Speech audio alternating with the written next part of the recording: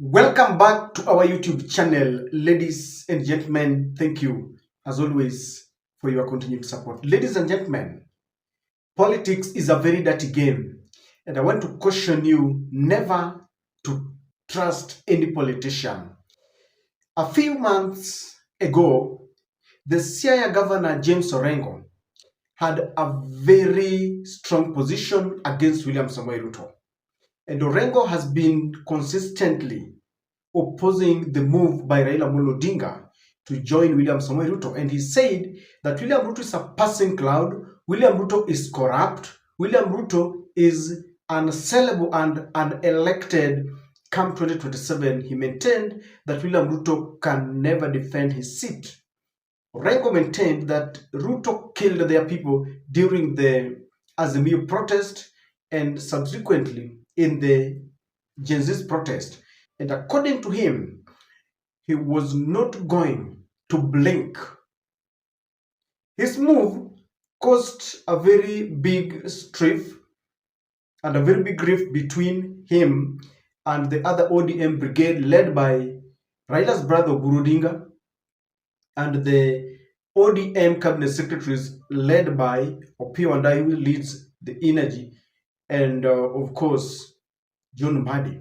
But Orengo maintained a stand. So a month ago, there was an attempt by Oburu Odinga and Opiyo Wandayi to lead members of the County Assembly of Siaya to meet William Ruto in Statehouse.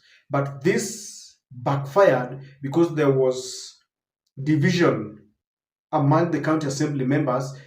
Some were saying, we cannot go to Statehouse without Orengo. In fact, I remember they wanted to hatch this plan when Orengo was outside the country. So with that division, they waited. So after William Ruto visit to Homa Bay, people were shocked to see Orengo, not only in Statehouse, but the countenance was that of a happy man smiling. The speech corroborated our suspicion. Then the attendance, every leader from Siaya, including a man who has not been seen in the political limelight, Raila.Tuju, was there, Oburu was there, and Opiyo Wandayi was there. We can sugarcoat this move, but the fact is Orengo alilazimishwa na ametii amri, because it was not his position that he can shake hands with William Ruto. But this is yet another handshake. In this video, I want to tell you why Orengo had to succumb, because Robert Alai has also dropped a bombshell. So we want to listen to the speeches and we'll come to one conclusion, that in politics you never trust any leader. But first, ladies and gentlemen, allow me to introduce to you our young Gen Z, the little boy, Frank, that we are taking to school. He's a student at Thika High School, but currently he's stranded at home as other students are studying. He's been at home for 2 weeks with his mom, and he's requesting us to help him. A young, bright, and needy student who is staying with his mom while other students are in school. This young boy is called Franklin. Yes, this young boy is called Franklin. He's a student at Thika High School. And as you all know, sahi wanafunzi wako shule. But yeye amekaa hapa for 2 weeks na amekaa na mamake. Kwa majina naitwa Ruth. Vile nilisikia kuhusu huyu ndugu yetu vile anasaidia wengi, nilifanya kumtafuta ili pia mimi akaweze kunisaidia. Enyewe kweli mnaona hapa niko na mtoto haendi shule, alifukuzwa kwa ajili ya school fees. Sasa nilikuwa naomba kama mnaweza simama na mimi kwa usaidizi ile yoyote tu ambayo mtu anaweza kapata akaweza kunisaidia. Unajua ni mtu mwenye anaweza fika mbali, akipata support ni mtoto mwenye anaweza kasoma. Thank you. Mtoto mwenyewe sasa, it is your turn. Tuko hapa juu yako. Mami analia, anasema anataka uendelee na masomo. Unaitwa nani? Tuambie kidogo. Kwa majina ni John Franklin. Anasomea Thika High School. Na mimi ningependa kuwaomba kama mnaweza msaidia kuraise school fees yangu. Nimefukuzwa kutoka shuleni for the last 2 weeks, nimekuwa hapa home. Nilikuwa tu nawaomba tu mpali Mungu atawaguza muweze kunisaidia kuraise school fees niweze kurudi shuleni. Mimi mwenyewe natamani kusoma nimalize shule ili niweze saidia watu wengine, nisaidie pia wazazi wangu, niweze kuwainua. Sasa naomba mkinisaidia nitawashukuru sana. Mungu atawabariki. Amen. Frank is a boy of very few words. Hata kuongea. So guys, that is the situation. And how old are you? 16. Yeah, 16 years. Na this is a Gen Z, and we really need to. These are the future leaders. Tafadhalini, unajua, we've always done it. He is at home, guys. This is the school fee structure there. It says the balance here is 46,369. Please let us help, as we have always come up for people who come with genuine concerns. Let us take him back to school. We want to do this between now and Monday. Thank you very much, even as God touches your heart and as you plan to give something. Ladies and gentlemen, I want us to take this opportunity to listen to Orengo, listen to Buru, and listen to Raila.Tuju, because after that, you are going to see for yourself that Orengo was actually intimidated into meeting William Samoei Ruto, and I want to explain that with only 4 reasons, because a lie has leaked a bombshell. Your Excellency, our county of Siaya has come here as in a united front. I know you thought that we were divided. I know you thought that we might not be able to come as a team. You know, some of us, even the MPs, we were not together. Some of us walitangulia kuja kwako. And we have still not made the chemistry very well, the chemistry to come together. But you can see together we are here. So, Your Excellency, this shows you that our people want development. And we also want to assure you that we don't double speak as people of Siaya and people of my region.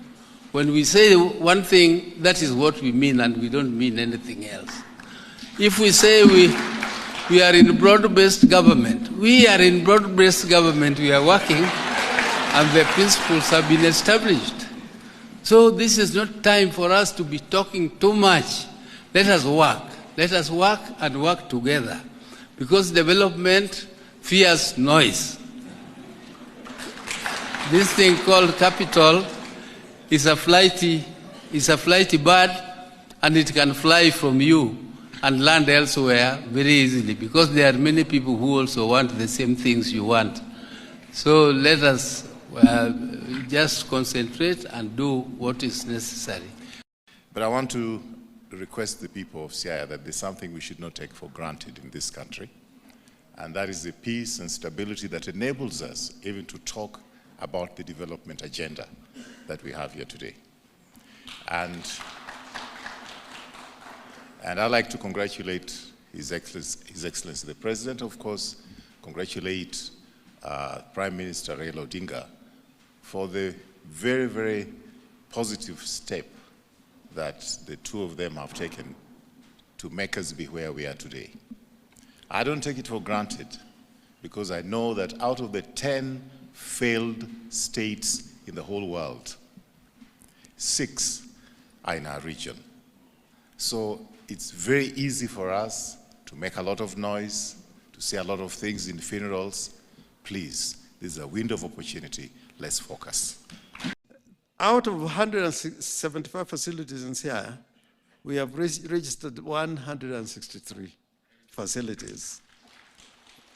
Out of a total population of about 900,000, a million, the people who have registered for SHA now is 335,000. Initially, you know, when this, I know you know what I mean. Kwa hivyo Orengo ni kasuku ama si kasuku? Ni kasuku. Hata sasa ni kasuku. Hata sasa Orengo nilianza kujua siasa kupitia kwa shule yake ya kisiasa privately. Chenye alikuwa atuambia ni moja. Kama unataka kusucceed kwa siasa, pinga serikali yenye iko kwa kiti. Na sasa jinsi ambavyo amefika Ikulu, ilimlazimu angeenda wapi, tungemuondoa kama gavana. Umeisha ama bado yuko nao? Saizi ukasuku bado ako nayo, lakini gavana asipocheza vizuri hata rudi kama gavana wa Siaya. Karibu. I want to start by giving you my number one reason, ladies and gentlemen. Why do you think Raila.Tuju accompanied the members of the Siaya leadership? You've never seen Raila.Tuju in the political limelight. Why was he there? Raila.Tuju hails from Siaya, and there have been rumors that he would be introduced into Nairobi politics to come and contest for the gubernatorial position in Nairobi as political realignments takes place. But I want to reveal to you that the presence of Raila.Tuju would only mean one thing, that Orengo was being shown that if you play around, we have a replacement. Tuju is a potential governor, by the way. He did well when he was the member of parliament of Rarieda constituency, where Otienda Mulo is now representing.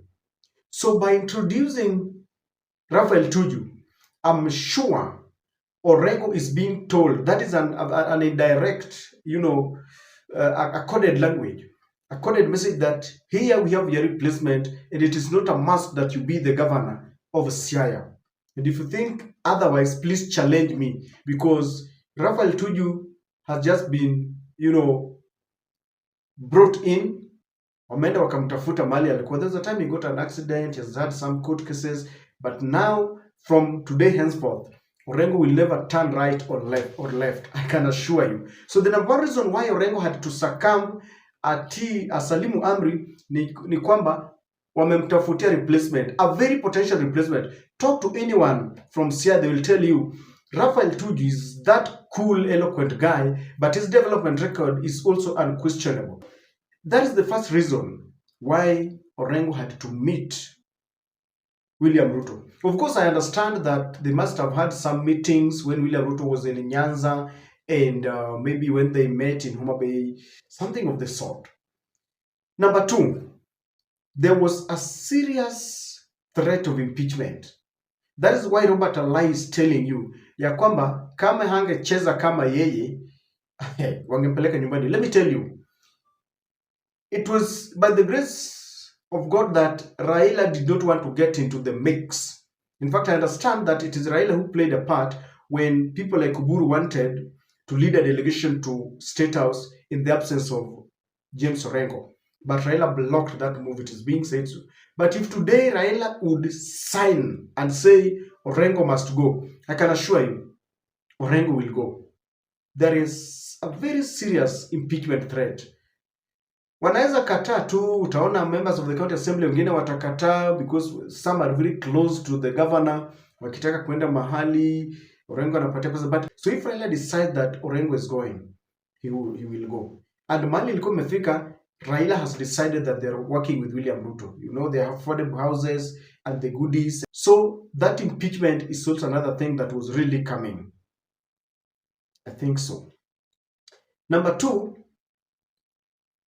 if you joke around, this is number three, if you joke around with the broad-based government, then they will start sending the Ethics and Anti-Corruption Commission. Let me tell you, there isn't any leader in this country who is impeccable, who does not have any stain. Watapata, I can assure you watapata. Orengo has been a member of parliament, he's been a senator, but even in the government, as a governor, let me tell you, if they start, looking at wanakutafutia tu watapata. So they could easily start, intimidating him with some cases. Remember how Dwell was intimidated. So there is that fear that they can start sending those DCIs and Subaru Santos. The moment they start doing that, that could be another chance to impeach you. Watatawekwa nje na wanamkataza bond. He's a lawyer. So wataenda, watazunguka, watafanya, then the county assembly will start saying that our governor does not have enough time to work, he's been implicated. So there's that threat.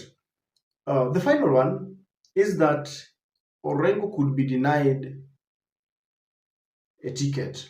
Remember all the governors in Nyanza, Orengo, Wanga, Uchila Yako, and even Nyongo, were given a direct ticket. Yes. And if you ask anybody from Siaya, I don't know how Orengo has fared well now, but he was not the favorite, by the way. I understand that had it not been for the intervention of Raila.Tuju in a free and fair nomination process, I understand that Engineer Gumbo angemshinda. But because of the intervention, because they've been with Raila every election year, they fought for second liberation. Orengo was the favorite of Oginga Odinga, even when Oginga passed on. Orengo and the former Vice President Kijana Malo were the heir apparel in Ford Kenya. So if Raila decides today that, okay, unajifanya kichwa ngumu, with your obstinate attitude, let us meet in 2027, haizi pewa ticket, and I don't think he can manage to wrestle that power from Raila. So there is that threat of not being given or being denied ticket, ODM ticket in 2027. I must the MCS must also take credit, because kuna wengine walisimama kidete wakasema hatutaenda Statehouse bila Orengo. It is Orengo who must lead us. But you see, with that combined force of Oburu, who is the senator, and Opiyo Wandayi, who also comes from the same county, is a minister now. Tuju is there, and I think the blessings of Raila.Tuju, it was not going to be very easy for James Orengo. So from where I sit, I believe that Orengo amesalimu amri kwa sababu amelazimishwa. Yeah, you can sugarcoat it, say many things, but that is the nature of our politics. And I don't know what William Ruto did to Raila, because Raila seems to have changed after the Homa Bay visit. They were still blowing hot and cold, but the way things are moving, Raila is determined to support William Ruto. The good thing is, wataenda wote. Nakwambia, in a free, fair and verifiable election, hawawezi, because Kenyans are decided. Luo votes alone cannot take Ruto anywhere. Of course, those are just my thoughts. If you think otherwise, please share with me your comment on the comment section. Don't forget to support Frank. Let us take Frank to school kindly, and may God bless you.